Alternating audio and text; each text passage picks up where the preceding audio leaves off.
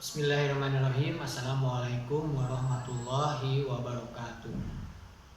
Rabbi sohri sodri wa yassirli amri wahlul uqdatam min lisani yafqahu qawli.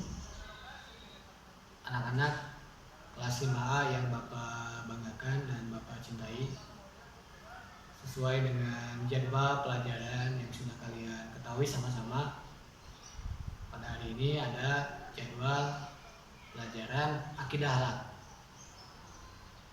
Untuk tahun ajaran kali ini, akidah akhlak, mata pelajaran akidah akhlak, kalian akan belajar bersama Bapak. Jadi selama setahun penuh kalian akan mempelajari akidah akhlak bersama-sama dengan Bapak. Apa saja yang akan kalian pelajari bersama Bapak tentang pelajaran akidah akhlak selama setahun penuh ini? Tentunya karena kita sekarang sedang belajar jarak jauh PJJ, ya, tidak bertatap muka langsung di kelas. Sementara untuk semester ini Bapak akan menyampaikan materi dulu, ya. Insya Allah setiap pertemuan Bapak akan menyampaikan materi dulu, karena tidak bisa tatap muka langsung, maka materinya disampaikan dengan cara video seperti ini, insya Allah. Tapi mungkin juga akan ada penugasan-penugasan. Penugasannya bisa melalui buku paket yang sudah kalian pegang dan kalian bawa ke rumah, atau juga penugasan-penugasan di luar buku paket. Nah, terkait materi tentang akidah akhlak, sebelum Bapak menyampaikan materi pelajaran 1, Bapak akan sampaikan dulu materi akidah akhlak secara umum. Ya, tentunya kalian dari kelas 1 sampai kelas 4 sudah mempelajari akidah akhlak bersama guru yang lain. Kalian pun mungkin sudah mengetahui apa itu akidah akhlak. Akidah akhlak terdiri dari dua suku kata yang berbeda artinya, tapi mempunyai kesamaan maksud. Ya. Yang pertama akidah. Akidah itu adalah keyakinan kita terhadap Allah Subhanahu wa Ta'ala, Tuhan yang menciptakan kita, dan keyakinan kita terhadap yang diperintahkan oleh Allah Subhanahu wa Ta'ala.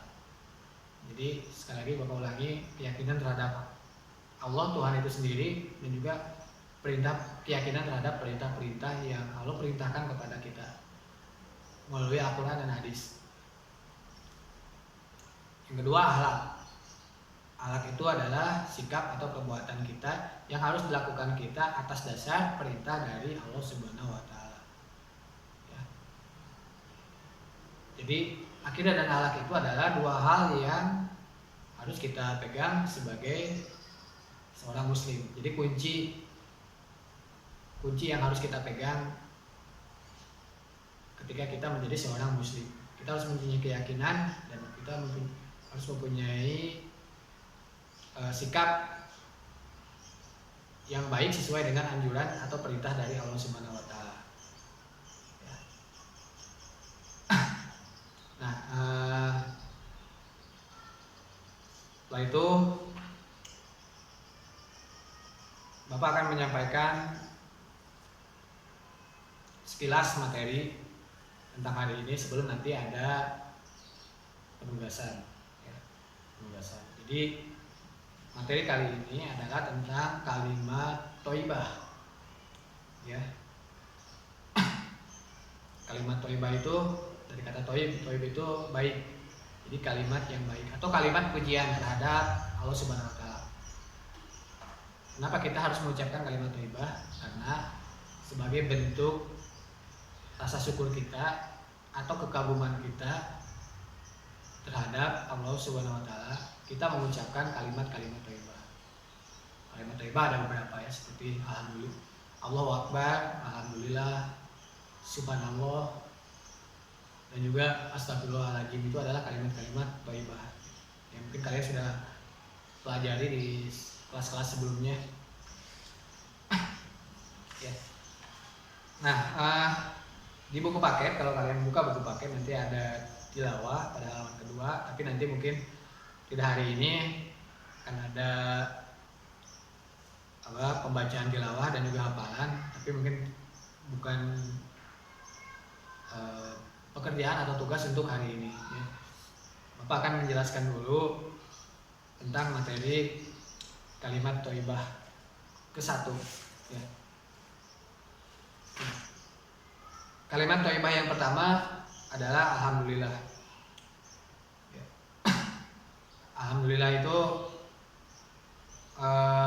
adalah kalimat thayyibah yang diucapkan ketika kita bersyukur atas sesuatu atau ketika kita mendapatkan nikmat atau ketika kita mendapatkan rezeki, kita ucapkan alhamdulillah. Misalnya salah satu contoh, kita mendapatkan nilai yang bagus, baik itu ulangan atau rapot misalnya. Sebagai atas dasar syukur kita ucapkan alhamdulillah ya, atau kalimat hamdalah.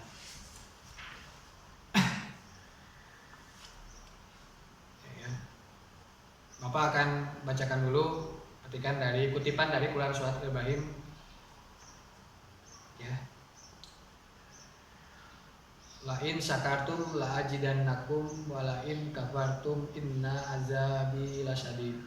Sesungguhnya jika kamu bersyukur, niscaya aku akan menambah nikmat kepadamu. Tetapi jika kamu mengingkari nikmatku, maka pasti azabku sangat berat. Nah, ini adalah salah satu ayat yang mencerminkan kita harus bersyukur kepada Allah Subhanahu wa taala ketika kita mendapatkan nikmat atau rezeki, ya.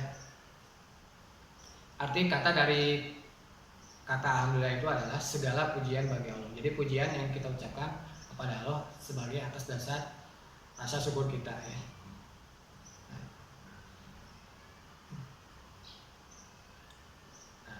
Kalimat alhamdulillah itu diucapkan pada saat kapan saja ya. Kalian bisa mungkin sambil melihat buku juga ya. Kalimat alhamdulillah diucapkan pada saat yang pertama ketika kita mendapatkan rezeki dari Allah Subhanahu wa taala ya. Ketika kita mendapatkan rezeki, apalagi rezeki itu yang kita harapkan, yang kita sukai, maka ucapkanlah alhamdulillah. Yang kedua ketika mengerjakan sholat ya. Dan yang ketiga ketika sedang berzikir tentunya setelah habis sholat fardu. Yang keempat adalah ketika kita selesai mengerjakan suatu pekerjaan ya. Misalnya ketika kita selesai mengerjakan tugas atau kita mengerjakan PR, maka ucapkanlah hamdalah supaya pekerjaan yang kita kerjakan itu mendapat berkah dari Allah Subhanahu wa taala. Selanjutnya apa saja hikmah yang didapatkan kita ketika kita mengucapkan alhamdulillah. Yang pertama, terhindar dari sifat sombong ya, kita akan terhindar dari sifat sombong karena pada dasarnya kita tidak bisa sombong karena semua nikmat dan semua rezeki itu kita dapatkan dari Allah Subhanahu wa taala. Jadi kita tidak patut untuk sombong apabila kita mendapatkan sesuatu yang kita inginkan atau sesuatu yang kita dapatkan. Yang kedua, agar senantiasa selalu ingat kepada Allah Subhanahu wa taala. Mengingat Allah diaplikasikannya, diterapkannya di zikir biasanya ya. Ketika kita zikir terutama setelah kita habis sholat, kita ucapkan kalimat hamdalah. Yang ketiga adalah supaya kita bisa bersikap rendah hati. Bukan rendah diri tetapi rendah hati ya. Rendah hati karena kita tidak bisa menganggap kita lebih tinggi karena ada yang lebih tinggi dari kita dan ada yang memberikan rezeki dan nikmat kepada kita. Jadi kita tidak bisa tinggi hati. Lawan dari rendah hati adalah tinggi hati. Yang keempat adalah supaya kita merasa berkecukupan dengan nikmat dari Allah. Supaya kita merasa cukup atas nikmat yang diberikan Allah, berapapun atau apapun bentuk nikmat yang kita dapatkan, ya. Nah itu penjelasan tentang kalimat alhamdulillah. Yang kedua adalah kalimat Allahu Akbar. Biasanya kita mengucapkan Allahu Akbar ketika kita merasakan takjub terhadap sesuatu. Kita merasa takjub sesuatu, misalnya kita melihat keindahan alam, kita mengucapkan Allahu Akbar juga. Allahu Akbar, ya. Maaf Bapak koreksi, Allahu Akbar yang artinya Allah Maha Besar. Misalnya ketika kita melihat keindahan alam yang kita sukai, sesuatu yang menakjubkan, ya, sesuatu yang indah, kita ucapkan Allahu Akbar karena itu adalah hal tersebut adalah atas izin dan kebesaran Allah Subhanahu wa taala. Dan biasanya kalimat Allahu Akbar pun, kalimat takbir, ya, juga kita ucapkan sebagai penyemangat. Ya, penyemangat ketika kita sedang melaksanakan sesuatu pekerjaan atau sesuatu hal yang lain yang ingin kita yang kita akan lakukan. Misalnya ketika kalian mengadakan